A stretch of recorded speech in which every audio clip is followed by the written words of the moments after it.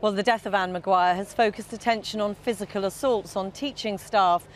The latest figures show that last year 550 pupils in England were permanently excluded for attacks on staff. But overall, the number of the most serious assaults is dropping. Those who are excluded are often placed in referral units where their behaviour is assessed and treated, as Jane Dodge reports. One-to-one tuition. It's what helps make this pupil referral unit in Hammersmith one of the best in the country. That's it. Go and try again. Class sizes are small, staff numbers high. They need to be. Some of the students here have been excluded from mainstream schools. Yet there's widespread shock at yesterday's killing. I found out about it this morning, and I just want to say, I'm really sorry for the teacher's family and everything, because it's not a right thing to do. Death is not the answer.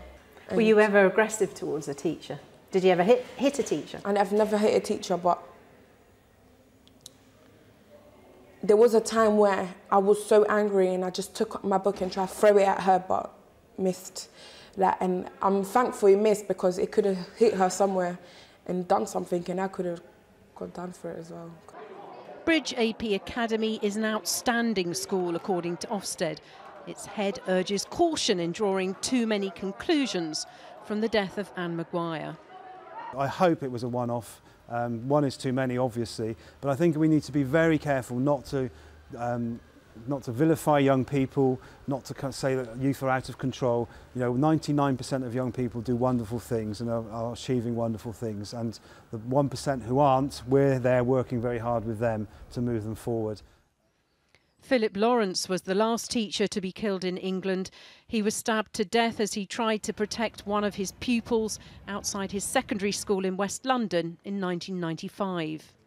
What happened here nearly 2 decades ago and what happened yesterday in Leeds appear to be quite different, and it has to be stressed such incidents are still very rare. But inevitably they raise questions about safety in schools and the use of knives. In the years since Philip Lawrence's murder, security at schools has been tightened. Some, like here in East London, have introduced metal detectors. It remains controversial, with some teachers arguing it's counterproductive. And recent statistics suggest things are getting better, not worse.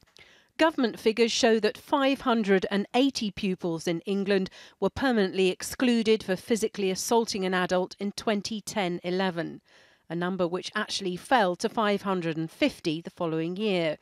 The number of pupils caught with weapons in schools has also fallen from 365 in 2011 to 250 last year.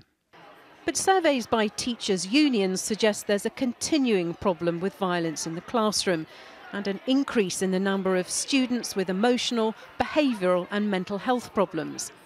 Paul Dix advises teachers on how to handle such children, but he says cuts in funding is making that increasingly difficult. 10 years ago we had behaviour support teams, we had good funding for mental health services, we had more funding for social care for children. It's being stripped away, and it's causing an immediate and present problem for classroom teachers.